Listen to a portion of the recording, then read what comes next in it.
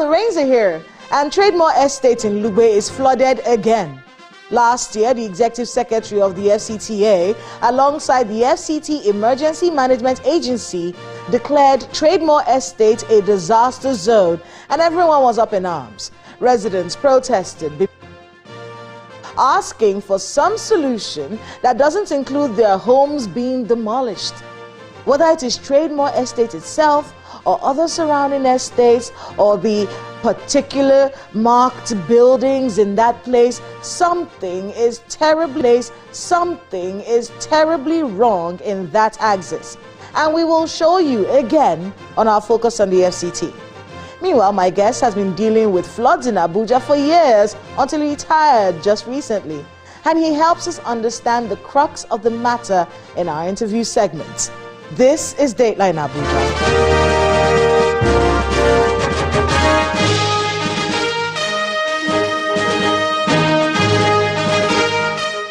Hello and welcome to Dateline Abuja. I'm Kayla Megwa. Let's begin with our Abuja wrap. A look at the major stories this week from Nigeria's seat of power. President Bola Tinubu has approved the immediate rollout of the National Construction and Household Support Program to cover all geopolitical zones of the nation in a bid to increase agricultural productivity, strengthen the economy, as well as provide urgent financial relief for Nigerians. Speaking during the National Economic Council meeting on Thursday in Abuja, President Tinubu urged state governors to work together to meet the needs of citizens, stating that he is willing to provide the needed support to ensure that Nigerians are relieved of hardship. Meanwhile, Vice President Kashim Shettima has assured that President Bola Tinubu's administration is committed to the prosperity of the micro, small and medium enterprises in the country. The Vice President, who was represented by the Deputy Chief of Staff to the President, Mr. Ibrahim Hadija, gave the assurance at the 6th edition of the MSMEs Awards in Abuja. He says the recent launch of the 150 billion Naira MSMEs Intervention Fund in partnership with the Bank of Industry, which offers single-digit loans to small businesses across Nigeria, among other interventions, is an example of the commitment. As Nigeria joins the rest of the world to mark this year's International Day Against Drug Abuse and Illicit Drug Trafficking, President Bola Tinubu is pledging additional support for the National Drug Law Enforcement Agency, NDLEA, to curb the menace of substance abuses in the country.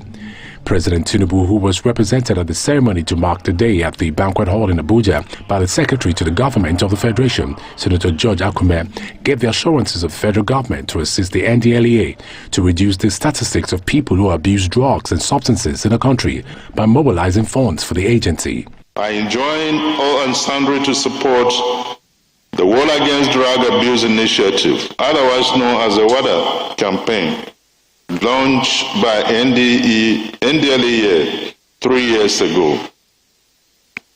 I commend and urge everyone to redouble their efforts to combat drug abuse and trafficking in the country. On this score, we wish to reassure you of this administration's support. The renewed hope agenda places the youth at the center of its focus. Therefore, we shall ensure that our young people are protected from anything that could derail their future or destroy their potential. The assignment before us as a country requires that we prioritize evidence-based prevention strategies, allocate adequate resources, and foster partnerships. This government will support NDLEA to build on the success recorded in the past few years. In another story, President Bola Tinubu received the news of the fire incident which affected sections of Karo Market in the Federal Capital Territory, FCT, with deep sadness. On Thursday evening, fire ripped through a swath of the market, destroying property and other valuables. President Tinubu, in a statement from his media office, extended his heartfelt sympathies to all the traders affected by this distressing incident and assures them of his administration's full support. Also, President Bola Tinubu has condoled with the Nigerian Customs Service over the passing of Deputy Comptroller Etop Andrew Eshian, who died on Tuesday after showing signs of discomfort during the presentation at the National Assembly. In a statement from the State House, President Tinubu described the news as profoundly sad and extended his heartfelt condolences to the family of the deceased officer. He also commiserated with the Comptroller General of Customs, Mr. Bashir Adewale Adeniyi, and the officers, men and women of the Nigerian Customs Service. The President prayed for the repose of the soul of the deceased officer and comfort for his family. several lawmakers signed a letter to President Bola Tinubu petitioning for the release of a leader of the secessionist group, the Indigenous People of Biafra, IPOB, Nnamdi Kanu, from the custody of the Department of State Services. Led by Honorable Ikenga Uwochinyere, Honorable Obi Agwocha, and Honorable Zachary Inyampa, the lawmakers urged the president to invoke Section 174 of the 1999 Constitution, amended, and Section 107, subsection 1 of the Administration of Criminal Justice Act 2015 to expedite Kanu's release, believing that it will contribute to the restoration of peace in southeast Nigeria. The letter, dated June 19, 2024, was signed by about 50 members of the House of Representatives from various political parties, urging the president to initiate a peace initiative aimed at addressing issues affecting the region.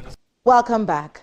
The Federal Capital Territory Emergency Management Agency has constantly urged residents of the nation's capital to resist the temptation to build houses along floodplains and waterways because these portions of land are cheaper than others.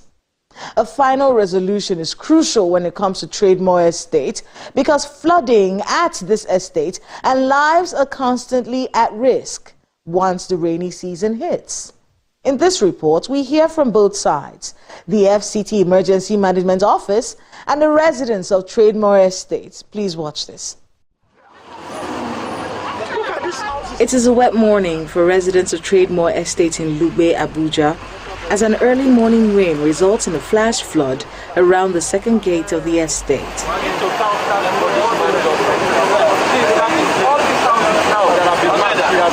Although no distress call was made to the FCT Emergency Department, officials of the department visit the estate to assess the situation.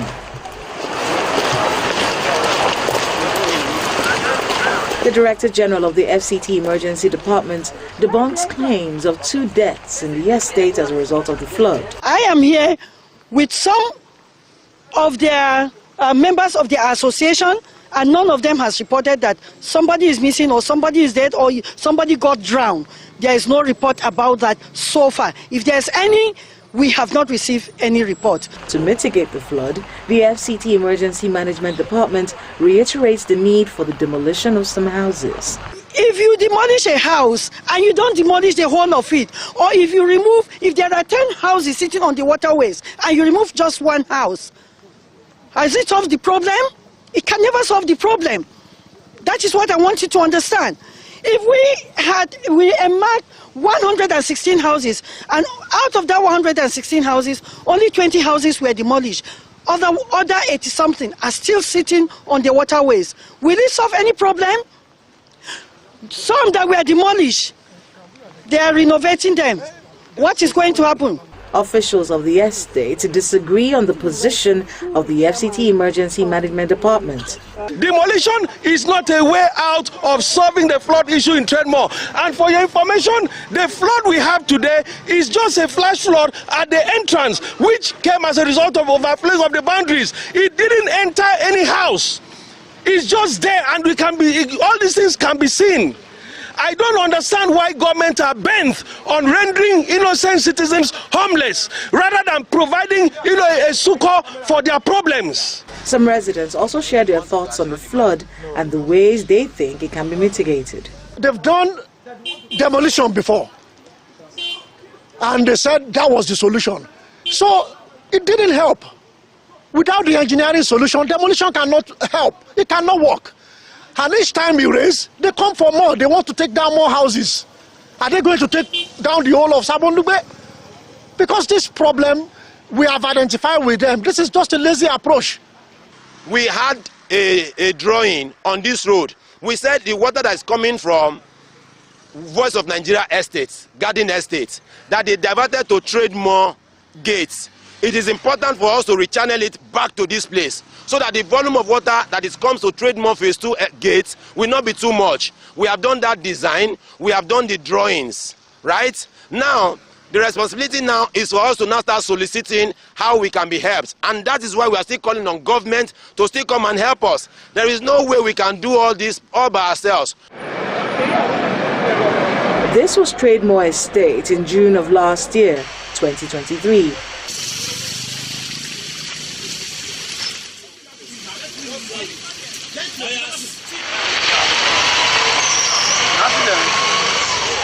At the time, officials of the Federal Fire Service and other responders were on ground to assist residents. The FCT Emergency Management Agency was not happy at the time that some people had built their houses on floodplains. So far, most of the houses that were marked for demolition last year were submerged. I've gone round and I've seen most of them that are yet to be demolished. They were submerged too. So that simply means that there are still structures that are still on the waterway. So we are going to come back here with town planners and surveyors to carry out a comprehensive survey of the whole estate. The good thing about this year is that there was no loss of life. And we have realized that some of the houses that are on the low plane were the ones that are really affected. And they were submerged up to above window level. So we are still pleading with the residents of Trademore. Agreed, we were impressed when we arrived here and we realized that the residents of Trademore swung into action before our arrival. They gave a helping hand, and that was why there is no life loss. And we are very happy with that. But for how long are we going to continue with this? The Federal Capital Territory Administration at the time declared the Trademore estate Lugbe a disaster zone, which means that any harm that comes to anyone who lives in this estate cannot be blamed on anyone but themselves. The then Director General of the FCT Emergency Management Agency, Dr. Abbas Idris, said, quote, "The decision follows the consistent and persistent threat to life from flooding at the estate. It is expected that whoever resides in the estate should relocate to a safer place." The Federal Capital Territory Administration has placed a high premium on the lives and properties of the residents of the estate. Hence the reason for declaring the estate a disaster zone, end quote. It's an illegal structure. Every house? Read my lips, illegal. Go to an activity, you see, as FCTA, yes, we take responsibility because FCTA and FCDA are all work together. Do you understand? But you go to an action, if you see a demolition, you see a mark. Always, all along, always be marked. As we go now, even the properties that have been submerged, there are markings there. In fact, there was a video clip in which even the residents are saying, this thing has been marked, FCTA should come and remove it.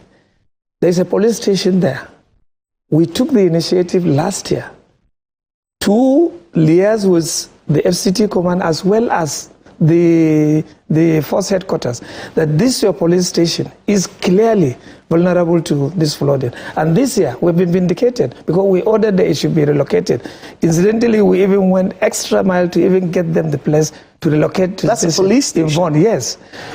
That police station has become a subject of reference in the last flooding of Friday, because it was completely submerged. Stronger sentiments were shared by the Executive Secretary of the FCT authorities. According to the weather predictions from the Nigerian Meteorological Agency, NIMET, isolated thunderstorms alongside windstorms are likely to affect parts of the FCT as well as Nasarawa, Kogi, Benue and Plateau states this week. The National Flood Early Warning System also listed the FCT and 15 other states that are likely to experience heavy rainfall in the coming days, which may lead to flooding.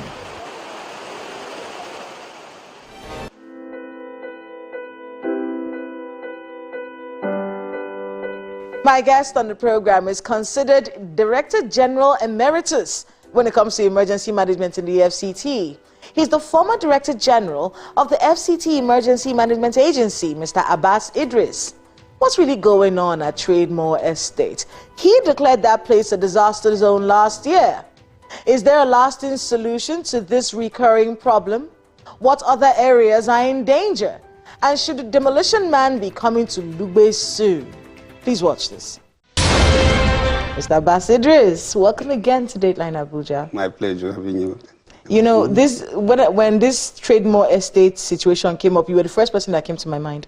And it's because I remember that last year, you were the one that released that statement that declared that place a disaster zone. What do you make of the fact that we're having to deal with this again in 2024? Well, thank you very much. It's very unfortunate that this thing is still reoccurring again, and it will keep reoccurring as long as the correct measures have not been done. And that was what we were trying to do all this while. You see, the efforts of the government and the efforts of everybody, a responder, is to ensure that life and properties are saved. It's not to destroy anybody's property. But when it comes to a situation that you have to remove certain things for life to be sustained and for property to be maintained, definitely we have to do that. I always cite example with Lokogoma. The Lokogoma Residents Association came to us and begged us that please, they have even identified those houses sitting on the waterways. We should come and remove it. And over 250 houses were removed that time.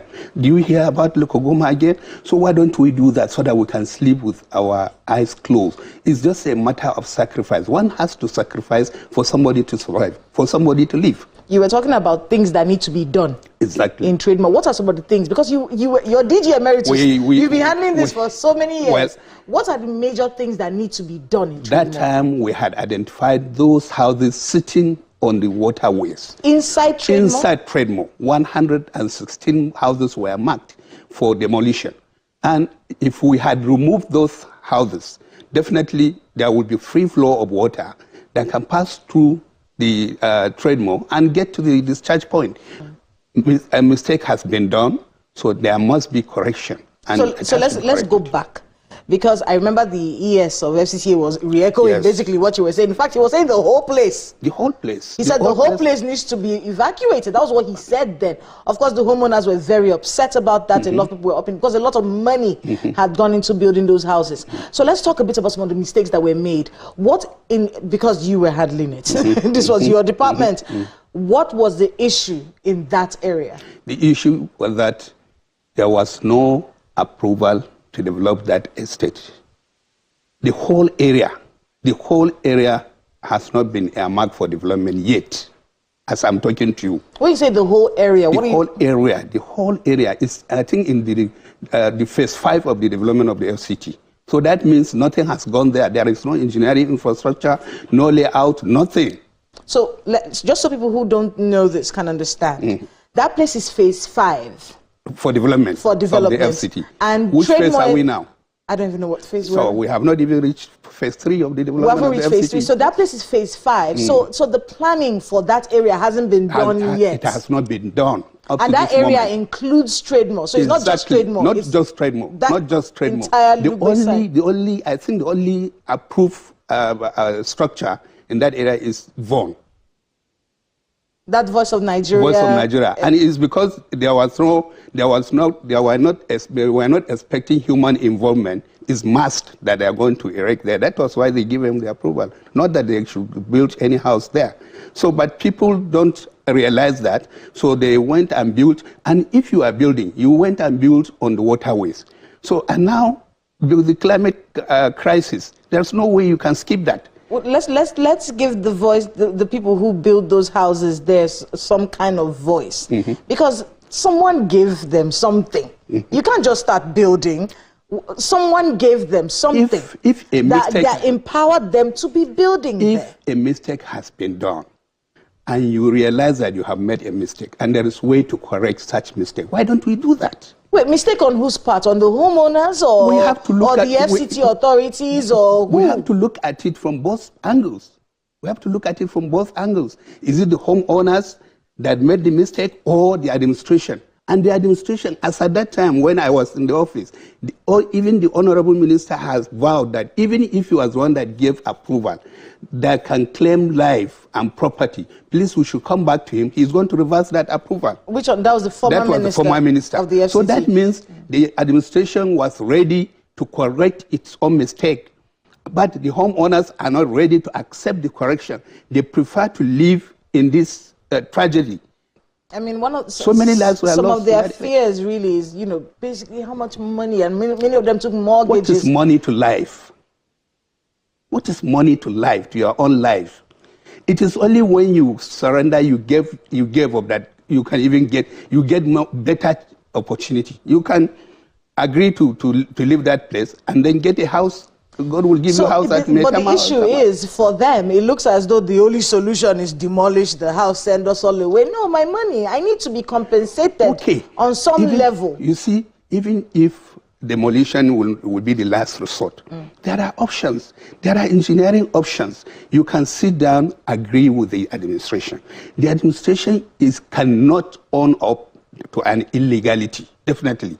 So if there is an illegality, they will emphasize on that illegality because they can't be seen tolerating illegality. So the best thing is to sit down with the administration, agree on some terms, then you find a solution to it. So not to vehemently object to that, because at the end of the day, you are the one at the receiving end of it. So there are two. The ultimate is that they are going to remove it. That's the ultimate. You don't know who is going to be the next minister. The homeowners have two issues. Number one, they say, well, that bridge was too high and that too much water was going to come into. Who built the bridge? Is it FCTA administration that built the bridge? They built it. Was there any approval for them to erect the structure? Is the structure made in such a level that the water level was considered? Then they're saying that those 116 houses that you marked, because I remember it was you who did it, those 116 houses, that is too much. And they're saying that they don't agree with that figure. They think I told you we removed 250 at Lokogoma. Does Lokogoma left the world? 250. If I don't tell you, will you see the place? But they are living well now. So what is 116? Another issue that they have is that they say most of the issue is coming from estates around Trademore. Many of the estates around Trademore. Well, listen, we have to listen to them. Yes. Many of the estates around Trademore, are built on waterways, and that is affecting the flow of water. So the water basically comes back to them. No. I will agree with them if they have said maybe the building that was surrounding their own estate, all the water comes to that area, and that justifies what we are saying. What would you be saying to him about this matter? And this is your office. You've been there forever. What should he be hearing right now about Trademore Estate, and what action should he be taking that are humane? Trademore Estate is an international estate. It has gone viral. If you Google, you will see Trademore everywhere. So the Honorable Minister, even when he was in Port Harcourt, he knows about Trademore. But all I know is that everybody, an administrator, a leader, is always looking for a solution, both for his administration and for those who are going to be affected. And definitely some people have to shift ground so that there will be a permanent solution to this problem. And the permanent solution is there. We know it. We are only dodging it, and we are postponing the evil day. Definitely, at the end of the day, that is what we are going to do. What's that? Removal of those houses on the waterways. There's no magic. Well, that's all the time that we have. But I want to thank you very much, Mr. Abbas Idris, for being with us on the program. And good luck with all the work I know you have ahead of you. Thank you very much. Thank you for having me.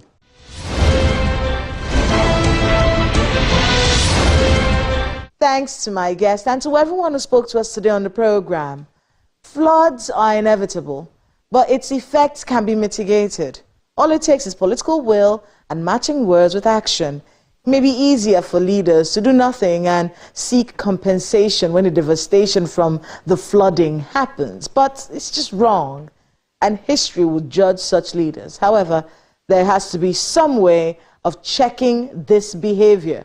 As a people, we should seek to make our country better than we met it. So, avoid building on floodplains, keep your gutters clean, and if you live in a flood-prone area, it's time to consider moving. That's Dateline Abuja this week. Please let us know the happenings in your neighborhood using the social media handles showing right now on your screen. Thank you so much for watching. I'm Kayla Magwa. See you next time.